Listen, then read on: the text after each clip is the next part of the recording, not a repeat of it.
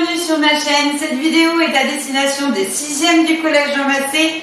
Ça va être une petite vidéo d'introduction comme j'aurais pu faire en début de séance, histoire qu'on se remette un petit peu tout en tête parce que finalement entre les vacances et le début du télétravail, ça fait un peu longtemps qu'on a fait de la SVT, donc on va se remettre un petit peu tout en tête. Donc c'est une petite vidéo d'introduction qui reprend tout ce qu'on a fait depuis le début du chapitre, histoire qu'on soit sur bonne base pour continuer dans la prochaine vidéo. C'est parti!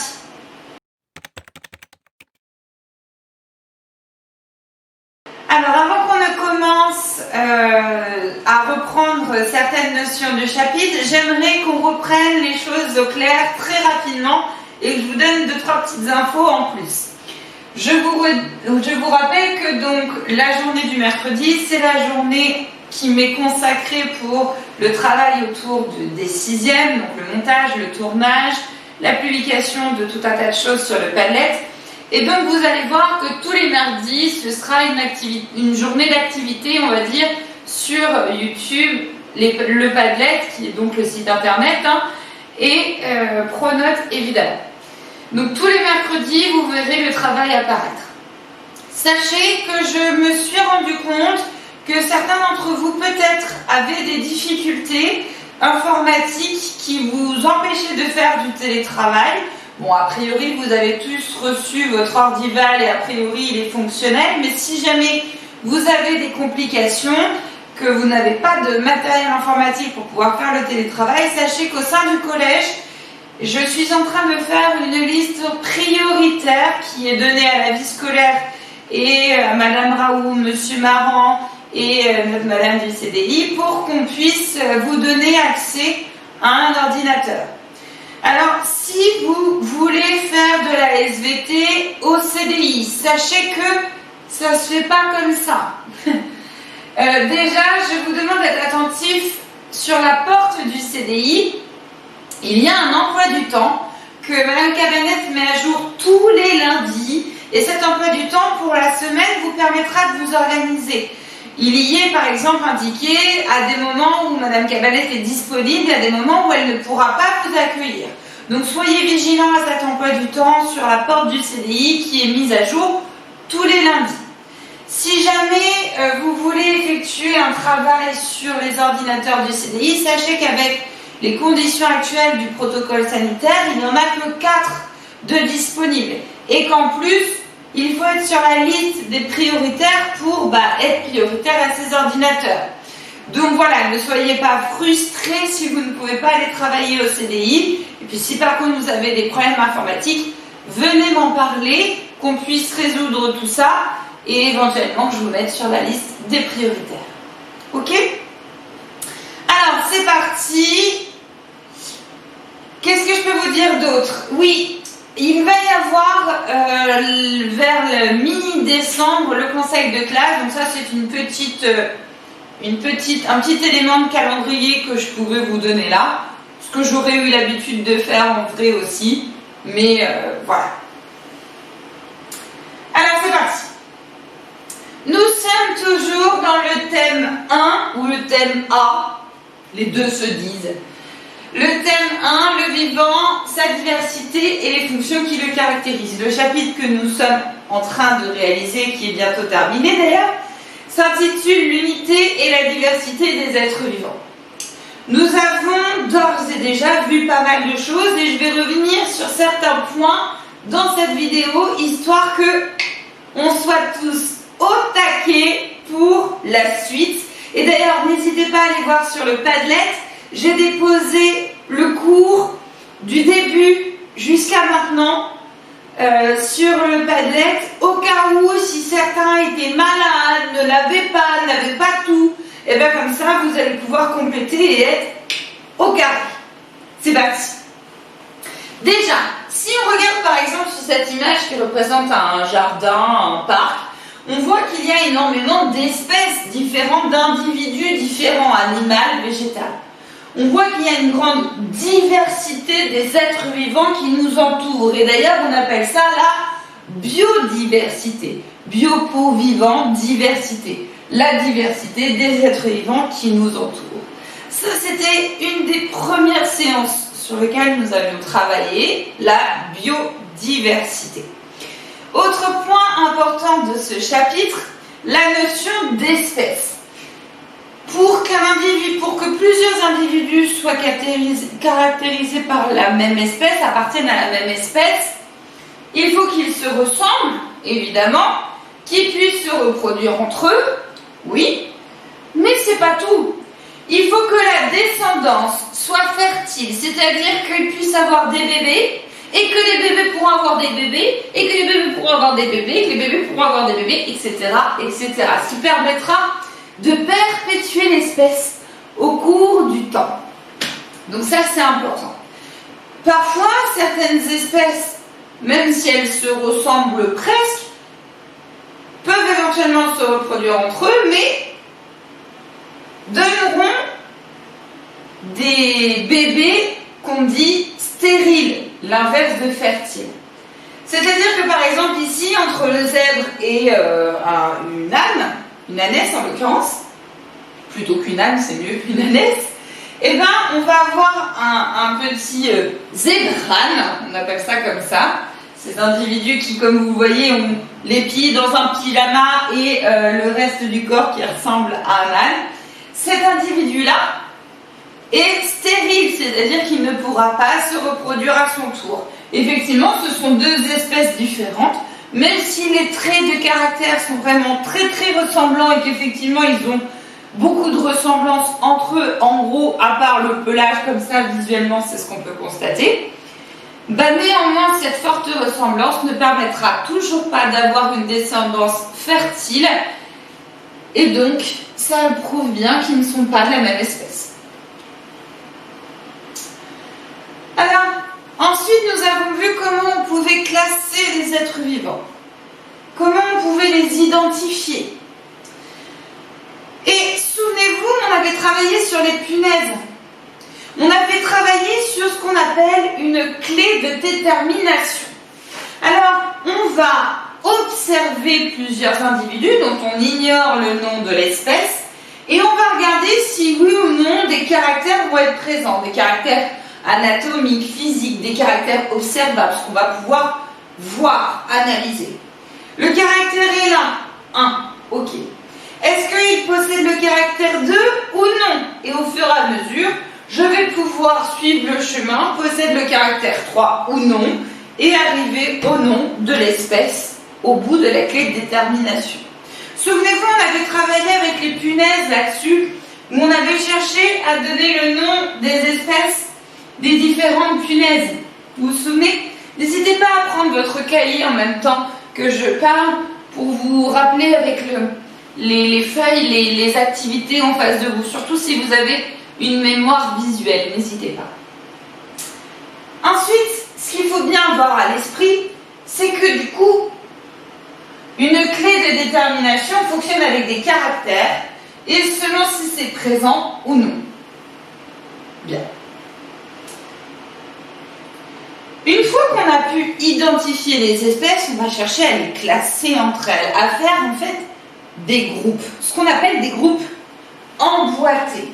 On va construire des groupes en déterminant des attributs, on va leur attribuer des caractères, savoir s'ils l'ont ou pas, plume, pas plume, poil, pas poil, par exemple. Et on va réaliser un groupe emboîté. Par exemple, nous avons cet exemple-là où la boîte bleue possède l'attribut 1, la boîte verte possède l'attribut 2, etc., etc. Et du coup, à l'intérieur, on va pouvoir classer des espèces. Une boîte dans une boîte, dans une boîte, dans une boîte. Pensez aux poupées russes. Bien. Je vais revenir un petit peu là-dessus parce que je sais que c'est pas facile et qu'on avait un petit peu galéré. Donc, je vais en profiter pour cette vidéo de refaire un petit point sur le groupe emboîté. Okay? Les groupes réunissent toutes les espèces. Un groupe réunit toutes les espèces, en l'occurrence celui-ci, le bleu. Et quand on est dans la même boîte, quand on est dans le même groupe, on va posséder les mêmes caractères. C'est pour ça que c'est le groupe bleu de l'attribut 1. Et il peut y avoir des sous-groupes, par exemple rouge, vert. où on va avoir des espèces qui vont posséder aussi un autre caractère. Par exemple, le caractère attribut, le caractère 2, l'attribut 2, ou le caractère 3, ou attribut 3. Et les groupes et les sous-groupes vont former ce qu'on appelle les groupes emboîtés. On représente ça sous forme de rectangle sur notre cahier. Et pour pouvoir réaliser ce groupe emboîté, on va devoir faire d'abord ce qu'on appelle un tableau d'attributs. On va attribuer des caractères à certaines espèces. Et du coup, on va mettre une croix ou un petit plus pour dire quand ce caractère est présent pour certaines espèces. Par exemple, le moineau possède un squelette interne, une bouche et des plumes. Le renard possède des poils, squelette interne, une bouche. L'homme possède des poils, squelette interne, une bouche. L'abeille possède un squelette externe, souvenez-vous, hein, c'est souvent ce qu'on avait qualifié de cuticule ou de squelette externe dans certaines de nos activités. Une sorte de pseudo-carapace, la partie extérieure un peu plus dure de chez l'insecte, et une bouche. Une fois qu'on a vu les caractères présents chez chacune de nos espèces, grâce à nos observations, on va pouvoir observer ce tableau d'attributs et regarder quel est le caractère commun à toutes les espèces. Et ce caractère commun à toutes les espèces sera notre première boîte. La boîte qui va rassembler toutes les autres boîtes, toutes les espèces. En l'occurrence, ici, pour faire mon groupe emboîté, donc je vais donc me munir d'une règle et d'un crayon à papier. Et je commence par regarder justement le caractère qui a toutes les espèces de cocher. C'est le caractère bouche, donc je vais pouvoir faire une grande boîte avec comme attribut la bouche. Le nom de cette boîte portera le nom bouche, le caractère en question. Et donc cette grande boîte possède le plus grand nombre d'êtres vivants. Et puis au fur et à mesure, je vais continuer à chercher à faire des boîtes et je vais regarder un autre attribut qui possède beaucoup d'espèces. Le deuxième attribut le plus partagé, ici, si on regarde bien, là j'ai 1, 2, 3, 4, donc ça c'était le premier. 1, 2, 3, ça c'est le deuxième. Donc je vais pouvoir faire une deuxième boîte avec le nom de l'attribut, le deuxième le plus partagé, qui est en l'occurrence le squelette interne. Et ainsi de suite, je vais continuer à regarder quel est le troisième attribut qui va être le plus partagé. Pardon, je me suis trompée. Etc., etc. Donc soit j'ai un squelette interne, soit j'ai un squelette externe. Et je continue. Je vais pouvoir y mettre encore des boîtes dans des boîtes. À l'intérieur du squelette interne, par exemple, je vais avoir ici deux autres espèces qui vont avoir aussi des poils. Et puis à l'intérieur de ce groupe d'attributs internes, squelette interne, je vais avoir une autre espèce qui possède des plumes. Donc je vais pouvoir mettre une autre boîte et une autre boîte. Donc je vais pouvoir répéter ces étapes où je vais chercher à essayer de placer mes espèces au fur et à mesure. Mais attention, il y a une règle dans les groupes emboîtés. On peut écrire le nom de l'espèce qu'une seule fois. Donc soit vous vous munissez d'un crayon papier comme on avait fait, et on essayait de voir à chaque fois ce qu'on pouvait écrire, et si je pouvais la remettre dans une autre boîte, j'effaçais et hop, je remettais ma boîte. C'est comme vous voulez. Une fois qu'on a fait toutes nos boîtes, on va pouvoir placer cette fois-ci le nom des espèces, qu'on doit écrire qu'une seule fois, je vous le rappelle, et n'oubliez pas le titre. Le titre ici, j'ai décidé d'écrire groupe emboîté de 4 espèces, et j'ai précisé le nom des espèces. Et donc par exemple, l'homme qui est écrit ici, est dans la boîte poil, effectivement. Et dans la boîte squelette interne, effectivement.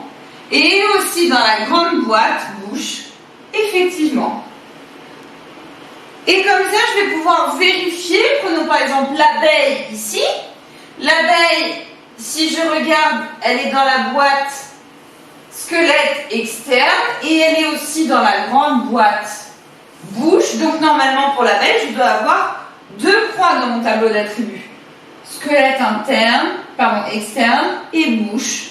C'est bon. Donc cette histoire de groupe emboîté, n'hésitez pas à revenir sur l'activité que nous avions fait. Je vous avais donné la correction, à regarder la correction en plus de du petit extrait vidéo que je suis en train de filmer. Et si vous avez encore des questions, n'hésitez pas à venir me voir. On continue avec justement le petit blabla que nous avions écrit dans le cahier. Les différentes espèces, les espèces différentes peuvent partager des caractères communs. On dit qu'elles ont des liens de parenté. Effectivement, quand toutes les espèces vont avoir une bouche, on dit tiens, il doit avoir un lien de parenté, un ancêtre commun avant qu'il y avait aussi une bouche. Plus le nombre de caractères communs entre 2 espèces est grand, plus les espèces vont avoir un lien de parenté proche. Entre, je ne sais plus quelle était l'espèce qui était à côté, entre le renard et l'homme, ils sont tous les 2 dans la même boîte, ce qui fait qu'ils ont beaucoup de caractères en commun. L'homme et le renard ont un lien de parenté plus proche que l'homme et l'abeille, par exemple, qui ne sont pas du tout dans la même boîte, qui n'ont pas du tout, qui n'ont qu'un seul caractère en commun, la bouche. On représente la classification des êtres vivants dans un système de boîtes emboîtées ou de groupes emboîtés. Et je vous ai redonné la définition d'attribut, cette caractéristique observable qui va nous permettre de classer après les êtres vivants. Du coup, je vais refilmer une autre vidéo dans la journée. Et là, à partir de cette petite vidéo, normalement, vous avez tout votre cahier à jour. Si jamais ce n'est pas le cas, n'hésitez pas à reprendre le document sur le Padlet et à compléter par exemple si vous aviez été absent une séance ou quoi. Donc là, relisez bien votre cahier et du coup, je vous dis à tout de suite dans une autre vidéo pour la suite du cours. Cette fois-ci, il va falloir compléter le cahier. Vous aurez besoin d'une feuille blanche, idéalement une feuille d'ordinateur par exemple, une feuille blanche, un crayon à papier, une règle et votre cahier de SVT.